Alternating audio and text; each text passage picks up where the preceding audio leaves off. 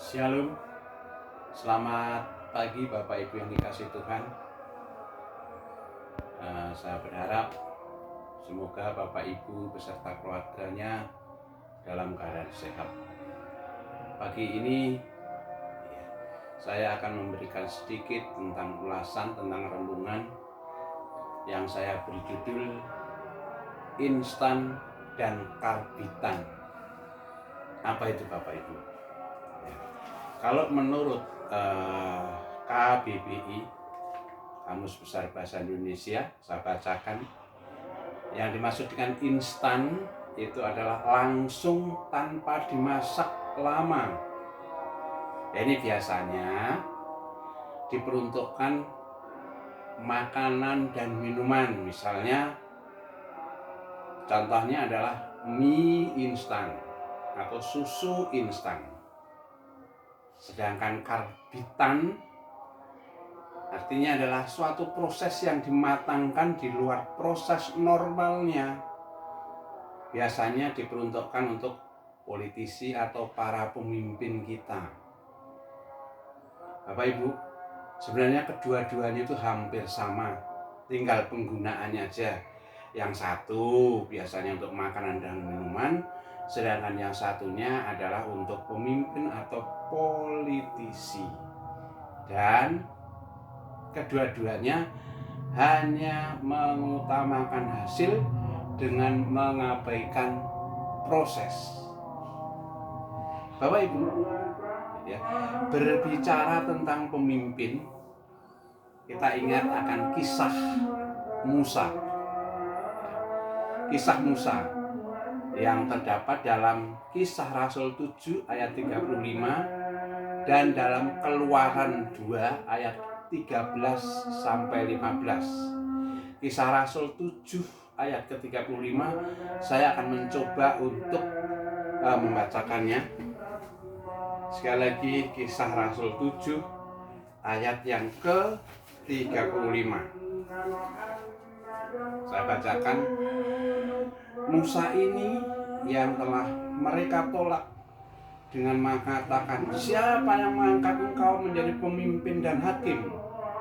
Dialah juga yang telah diutus oleh Allah sebagai pemimpin dan pembebas dengan perantaraan malaikat yang telah menampakkan diri kepadanya di semak duri itu. Untuk lebih jelasnya ini akan dijelaskan di dalam Keluaran 2. Terdapat di Keluaran 2, di sana akan lebih jelas lagi. Tetapi di sini Bapak Ibu, saya tidak akan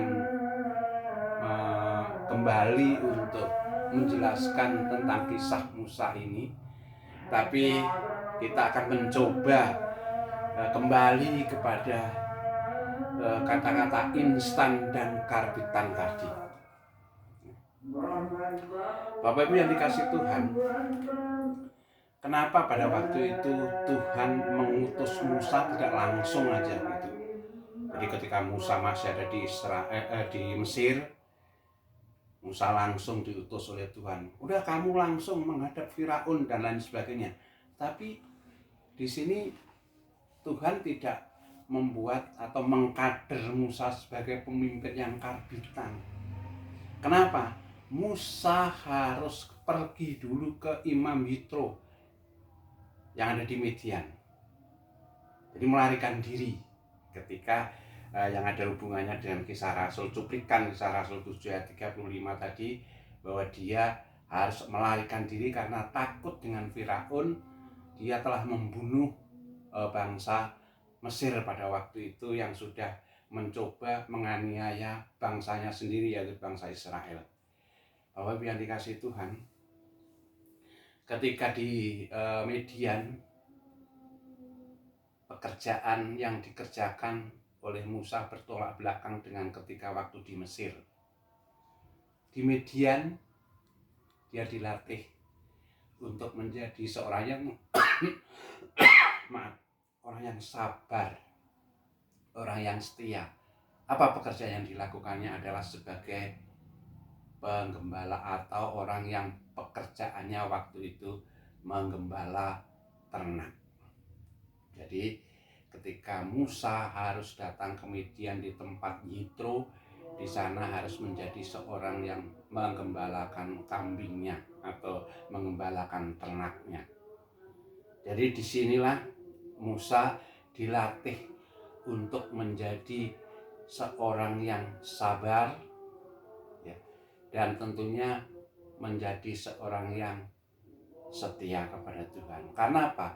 Karena ketika di Mesir sepertinya kalau kita melihat kisahnya, Musa ini termasuk orang yang temperamen juga. Walaupun dia mengaku tidak banyak bicara, tidak pandai untuk berbicara. Tapi dia mempunyai salah satu karakter yang agak temperamen, mudah marah, begitu kira-kira. Nah, berbicara tentang kepemimpinan Bapak Ibu, kalau Musa dilatih oleh Tuhan untuk menjadi seorang pemimpin dengan tidak mengabaikan proses, tetapi dengan suatu proses, tidak hanya mengabaikan hasilnya, maksud saya.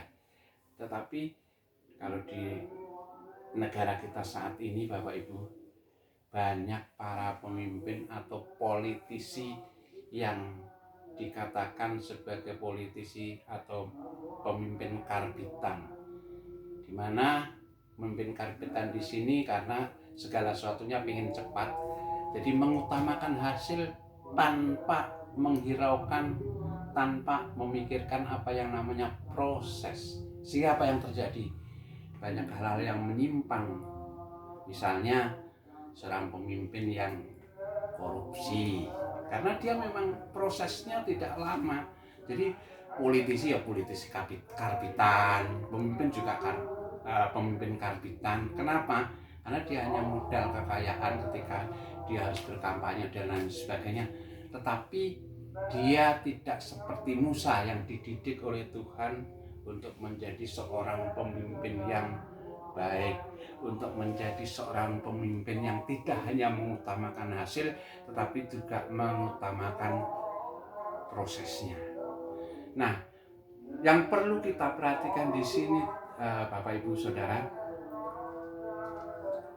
ketika saat ini kita itu menjadi anak Tuhan, kita harus melihat, bercermin kepada apa yang diinginkan Tuhan, di mana Tuhan ketika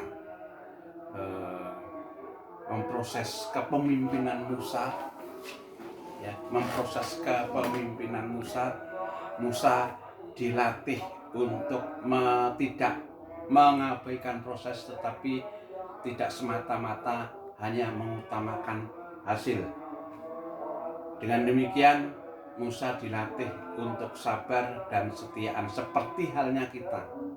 Tuhan menghendaki kita untuk menjadi orang yang sabar dan setia kepada Tuhan, dan yang lebih daripada itu adalah melatih kita untuk berserah kepada Tuhan seturut dengan rencananya yang begitu indah.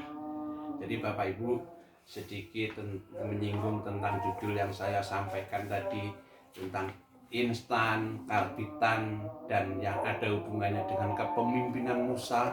Kita bisa bercermin, kita bisa belajar dari